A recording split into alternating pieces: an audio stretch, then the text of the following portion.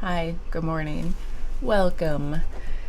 Whatever time of day it is, it happens to be morning here. So, I've been wondering about this idea of hopefulness because I feel like it's something that I have and I don't know where it comes from considering my history in life, like early childhood. Like you would think, yeah, there's probably not a lot of hopefulness to be had, and somehow it's been instilled in me, and I'm very grateful for that. And then we went through this deep trauma training. I went to Portland, Oregon to attend this training that's really difficult to get into, apparently. I was on the wait list for a while, but some people are on the wait list for like years to get into this, not only to heal themselves, but really to bring it to their clients. A lot of psychotherapists and body workers and all kinds of modality, like people, different practitioners came together.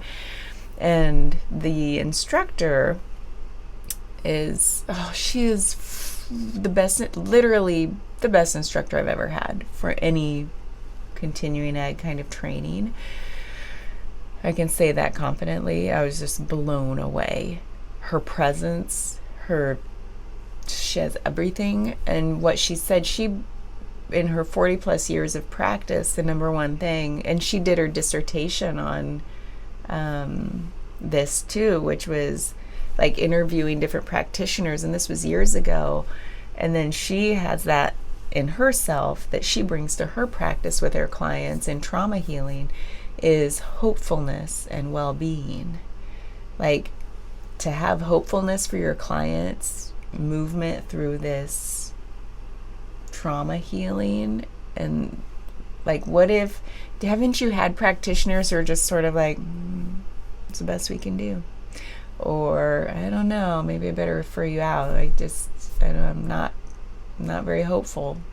Like, you get that vibe from some practitioners, physicians, whatever. And I'm like, oh my God, that's so true.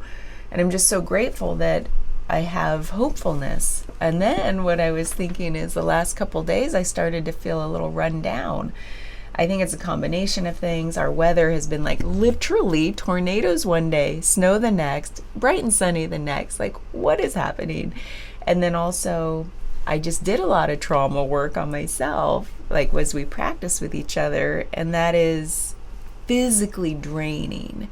And then I'm like, go into a full half week. I crunched all my clients into just a couple days, and I'm like, oh my God, I haven't done that much body work in a while, all crunched into a short time frame.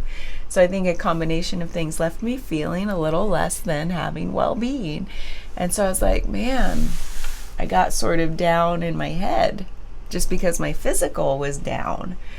And I was like, oh man, it just like, because all these thoughts were already present about hopefulness, I'm like, man, when you have physical pain, it's a reminder to me, because I'm so grateful that I don't experience a ton of it, and I have clients who do, so I'm very much aware of this, like people who deal with chronic pain literally every day. And it just reminds me, like, that this physical stuff will overpower this like mindset 100% of the time.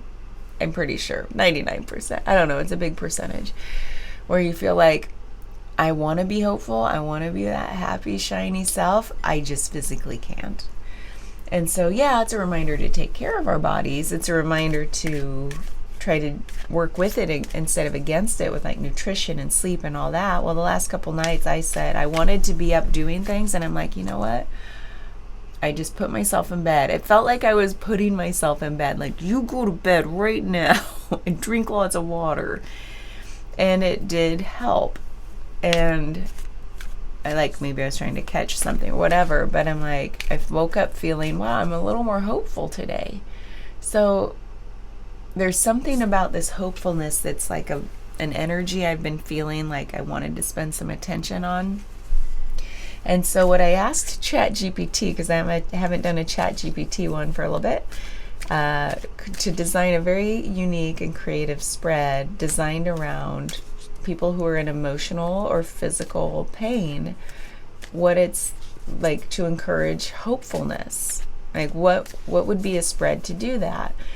And then, of course, whatever messages want to come through will come through. And I feel like this has been planted in me for a reason. So if you're here watching it, I definitely, my heart is with you, especially if you're in a lot of physical pain. I know, like, when my clients walk through the door and they had, like, I just feel this immediate, like, oof, that's like, let's see what we can do. Let's see how we can settle the body, settle the mind, to come into a place of more just allowance. Because a lot of times physical pain, if we meet it with resistance, it amplifies. If we meet emotional pain with resistance, like I don't want to feel that, I don't want to feel that, it amplifies. So if we come into a place of just, let's allow it to be here and just say, like, what are you trying to teach me? What are you trying to show me? What can I learn from you? Like, thank you for whatever you're doing that you think you need to do. What can I learn from this? And so it's like coming into a different relationship with pain, discomfort, trauma. And so, yeah, it's definitely top of mind for me, given what I just went through this past week with the trauma healing training. Ooh, it's deep work. It is transformational. It is gentle. And it's coming into a new relationship with the self. So, all that said, let's see what this reading's going to do for us. So thank you for being here. Again, let's see what kind of shift we can feel through whatever messages want to come through. Thank you, Spirit, for these messages. This is a new spot. This is a new reading for me. It's going to go in a spiral. That's what even ChatGPT said that. I'm like, I can design my own spreads, like the layout, but it's like, no, let's do a spiral, because I said creative and unique is the words. I'm like, yes. This first card is the weight I carry. What pain, challenge, or heaviness am I currently holding? Interesting. Let's see what I want to do here. This way, maybe. And then the hidden strength within me. What inner resource am I not seeing? And that, by the way, the first one was Queen of Pentacles. This one's Justice. I might have to shift over here. Of course, I did a different camera layout again. Just still playing with things.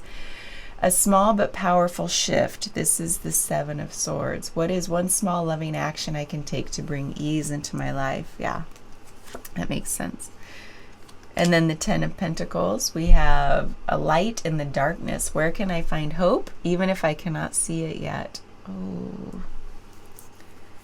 And then we have how my pain is transforming me. We get the Tower. Oh, really? Surprise, surprise. What lesson, growth, or wisdom is emerging through this experience? 2, 3, 4, 5, and one more. The bright future ahead. We have Seven of Cups. What energy is waiting for me when I step into hope?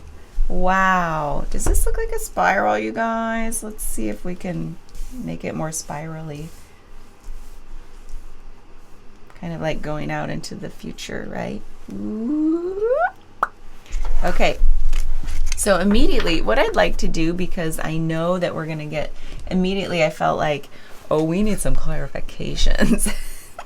But what I'd like to do is just do a first take at this, because watch this on double speed. I feel like we're settling in with some tea and comfort, and just let's feel into this. So it's not a quick reading.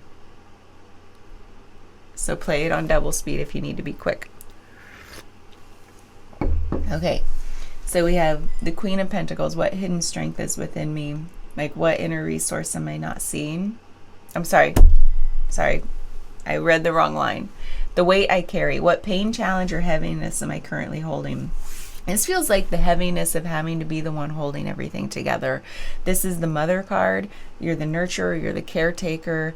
Literally got chills. You're the one holding everything together. And it's such a weight. I almost said burden, but it's not a burden in the sense of like, I feel like I shouldn't have to do this. No, this is a feeling I'm getting that you are the caretaker. That's what you love. Like, you have a heart for that. You love it. I mean, some days are hard, don't get me wrong. Like, you mean like can somebody just take care of me for a change? But it's not like a burden. It's not the word burden. It really is a weight, like a responsibility. You're the caretaker, the nurturer. The one thing that came together is like you're holding it all together. Literally, she's holding it. She's curved in on herself. She's like surrounded by these this garden. It gets really like the holding it all together feeling here. It's an energy about it. So, what pain, challenge, or heaviness am I currently? Well, it's the heaviness of having to be the one who everyone relies on to get things done, to care for everyone, to put dinner on the table, whatever that is for you. I feel that. And then we have the hidden strength within me. What inner resource am I not seeing? This Justice card, I'll hold it up so you can see it. Oh, my elbow just popped. Like, that reminds me, like yesterday or 2 days ago, I was doing a Thai massage with a client, and I'd been away for a week and hadn't been in my normal stretching routine and physical. I was walking a lot, but I wasn't. And I bent down to get on the mat with her because it's all on the floor. And my knees went crack, crack, like the loudest cracks you've ever heard. And she's like, oh my God. And I'm like, I know, I'm sorry. Like, maybe this will be good for me too. And it was like physical activity for both of us. Anyway, gotta get all the cracks out. So the hidden strength within me, what inner resource am I not seeing? And so this, I forgot to read the first one. Like, this Queen of Pentacles represents the emotional or physical burden, bringing it into awareness without judgment. I should have said that. Like, there's no judgment about being the one who feels like they have to hold it all together. It's kind of admirable that you take that on yourself, or that people trust you and trust you with that. That says a lot for just who you are for your loved ones. And then so that's without judgment. And then Justice, it uncovers resilience, courage, or forgotten strength that can support healing.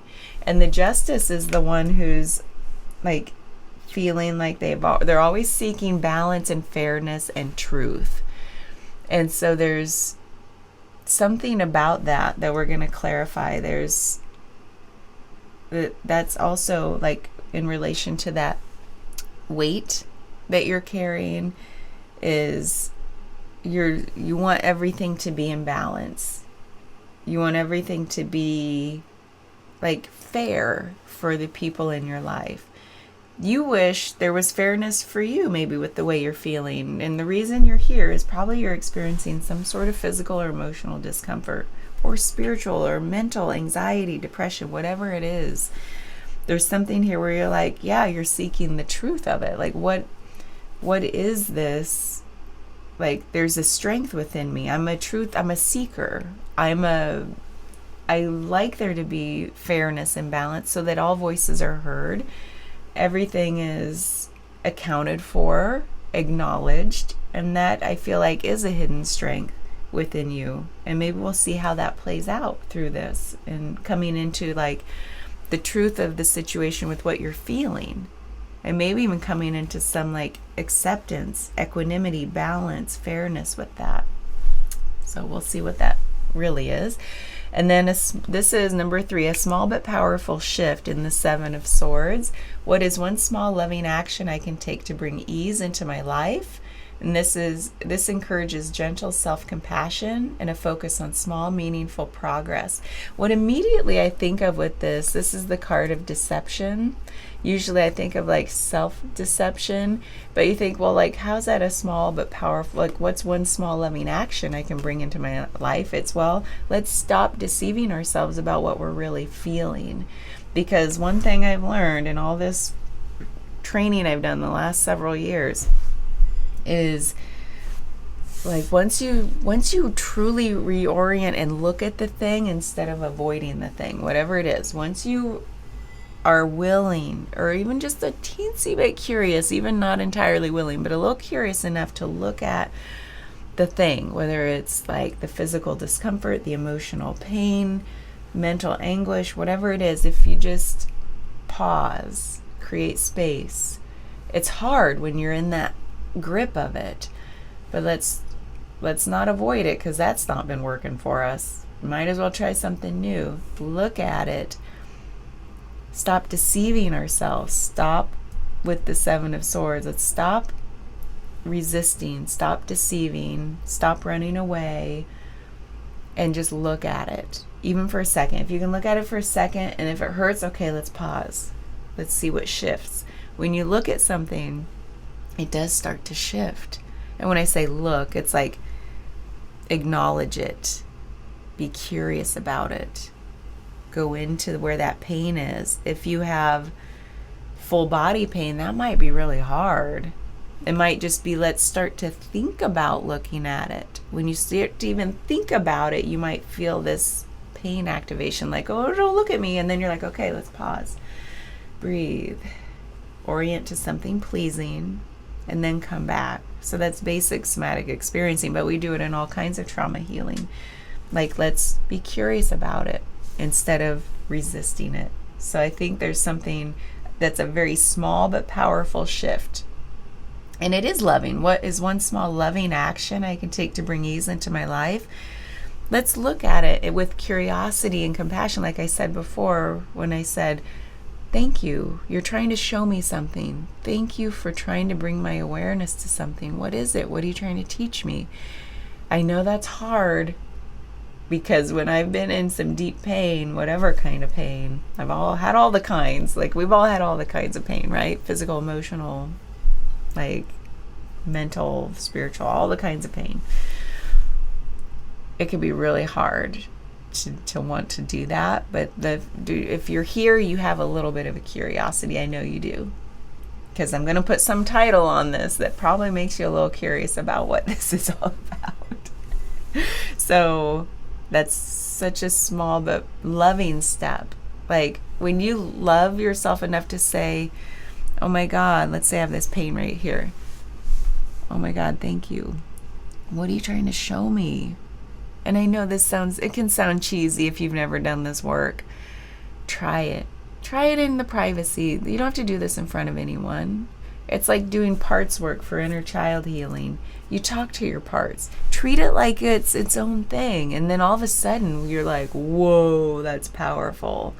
Because sometimes we just treat ourselves as one big mess. One big problem. And it's like, what if we took one part of ourselves and said, you're not a problem.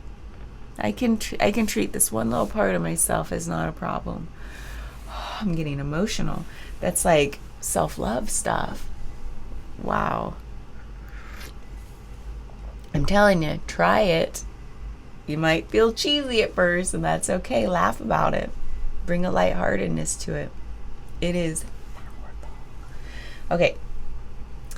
A light in the darkness. This is the 10 of Pentacles. Let me come over here. And this says, where can I find hope, even if I cannot see it yet? This reveals guidance, a support system, or a perspective shift that fosters optimism. What's funny about this is we come here saying, you're the one holding it all together. Immediately I have the word family in mind. Then we pull this card. It is the card of family, generations, supporting each other. This is, where can I find hope, even if I can't see it yet? Something is telling me you do have loved ones around you that you can turn to for support, for hope. I don't know if it's your older generations, the younger ones in your life, your dogs. Those are fine. Those are jumping out to me. So there's something to do with pets here too, because that doesn't always jump out at me. I immediately think of people. There's also like this, interesting, this hasn't ever jumped out at me before, but there's a garden. I don't know what this structure is. Maybe the back of a robe from the older gentleman. And then it goes up into this archway. Like it's maybe the gateway into the home. So what's immediately thinking is like inner and outer worlds coming together, like crossing through something. But this home, there's like a tower, there's a castle back here. Oh, and there's a little child there. There's like all the generations. There's something to do with, so there's an energy here about outside and inside. Like where you've maybe felt like an outsider within the family, it's saying like there's a way to pass through that and come into connection with that support system, whatever it is. I don't know why that's jumping out to me now for maybe one or two of you out there. Feel into that. And then there's that, so that's a light in the darkness. You have some hope within this support structure you have, whether even if it's adopted family. It doesn't have to be like biological family. It can be friend family, whatever family you have. And then we have the funny one I laughed about is how my pain is transforming me, what lesson, growth, or wisdom is emerging through this experience. And this shifts the focus from suffering to the soul's deeper evolution. That when we get the Tower, this is swift. This is fast. It's transforming you in a very fast way that might feel destructive, like tearing me down. Well, we know that when things get torn down, they can be built back up stronger. Like maybe this had a shaky foundation. Maybe it was hiding something that we needed to tear down and clear the rubble to see like, oh, that's what this is really about. That's what this pain's really about. So this is transforming. I just got chills. So that means that's for some of you. That's like when you take something down, like hold on. Something's coming in. I feel like there's something to do with nutrition here for someone. Yes, thank you. There's something to do with the elimination diet. There's something here for somebody, maybe with, is it fibromyalgia that kept coming through, this feeling of like full body pain, and maybe doing an elimination diet, or maybe you've already done one. Okay, so take that for what it's worth. That might just be for someone specifically. But this is because like I'll follow that through with that thread. So the elimination diet is like we've built up, we have some like we have our habits. We eat certain things and we eat them over and over again, and then we go through these like response cycles, right? Like inflammation flare-up cycles, pain cycles, and we're like, what is it? But then when you do an elimination diet, you remove one thing, see how you feel. Remove one thing, see how you feel. I mean, there's more to it than that, I think. I've never tried it. I'm not a doctor here, so I should have said, take all this with a grain of salt. Consult your physicians. This is tarot, people. I have to say it's entertainment. So, liability-wise. So, with this, you eliminate one thing, see how you feel. And that can be like that. Let's do this like quickly. You know, you don't do it quickly, but this is going to get to the root of the problem more quickly, is if we take that nutrition piece seriously. And that can be for a lot of, not just fibromyalgia, but I was thinking like when there's indescribable full body pain, or there's those conditions where they're like, well, we've ruled out everything else, so we're going to call it fibromyalgia. It's one of those conditions, you know, because we've ruled out everything else. It's like there are some conditions out there where they're like, it's kind of like the last thing we can put a label on it to say that's what it is, because we don't really know what it is. Regardless, whatever you're going through, it says, how is my pain transforming me? Well, in a very swift, sudden way that might feel destructive, like it's taking me down to the ground. It could be taking me down like I just don't have the energy. And that's what I'm feeling here, is like I don't have the energy. So what this is doing is like what lesson or growth or wisdom is emerging through this experience? Well, the curiosity and the hope that through this process you're going to emerge stronger, more resilient. If nothing else, you've been through so much. You've built this resilience within you. You may not see it, but it's there. Anyone who's gone through so much physical pain, oh my God, they're the strongest people once they recognize that they have that in them. And that might be hard to get to. Okay, we're going to clarify that because I want to go deeper on this one. And then we have the bright future ahead. What energy is waiting for me when I step into hope? And we have the 7 of Cups. Oh my God, which is like a card of hope and possibilities. Inspires a vision of renewal, reminding us that change is always unfolding. Yeah, this is the card of dreaming of possibilities. We have all of this future possibility ahead of us, and it's us sitting here in the background like, ooh, what am I curious about? What am I inspired about? What am I motivated to do? So there's all of these possibilities to consider, and that means there is a bright future. Like, we're here in the shadow and this is all highlighted and bright. Like, what could I do? And so there is the energy of possibility. And I love that coming in. This is like a reading about encouraging hope, hopefulness.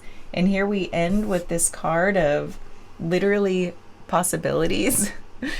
The idea, here's what's coming through. So when we feel like we don't have possibilities, that feels like hopelessness, doesn't it? Like, there's no hope if we don't have possibility. Those go just hand in hand, don't they? Like, if there's no possible way to get somewhere, possible way to do something, possible way to feel, it's like, well, then why bother? Why try? There's like no hope here. And here we are in the hopefulness reading saying there's all kinds of possibility. Okay, before we go into the extended, where we're going to go deep, we're going to get a lot deeper. I would like to, I know this is a tricky deck, you're tricky. Sometimes these messages are weird. If we get something way off base, we're just going to like take it with a little tiny grain of salt. This is the Solace Oracle. I always want to call it Article. Solace Oracle. And it is for hopefulness. It is for bringing comfort.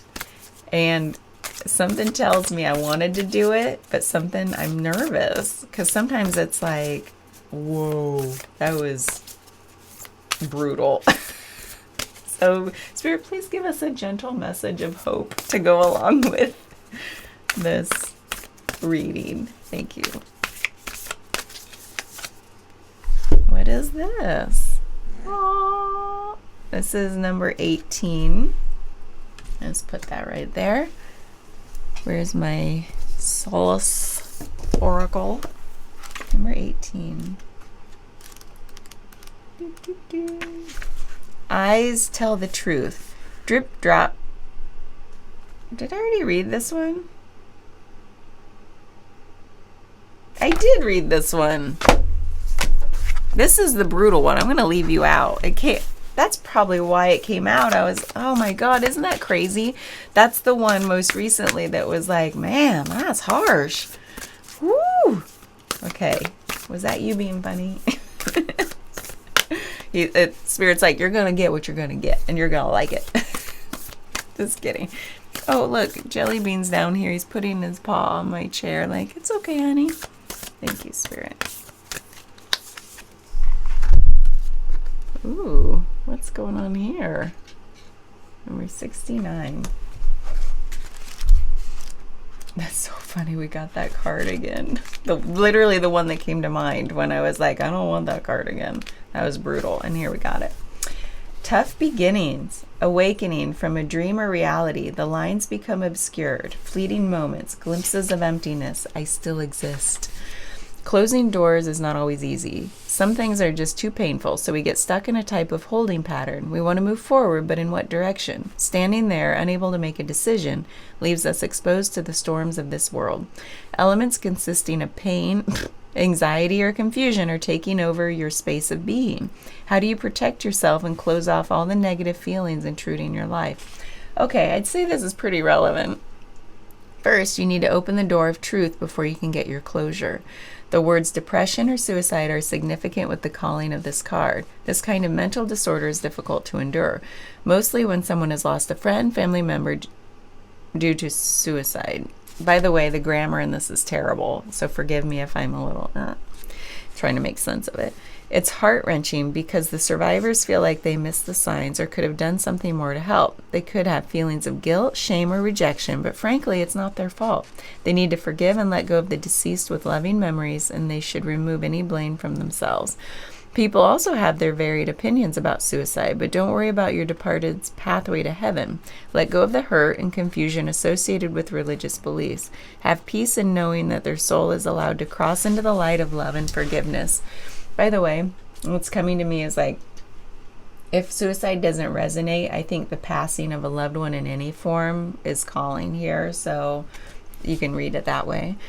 They are not cast away into darkness due to their suffering here on earth. We all go through different life lessons, and from our hardships we learn and grow spiritually. We get to live and experience multiple scenarios that teach us about love, understanding, and peace for one another.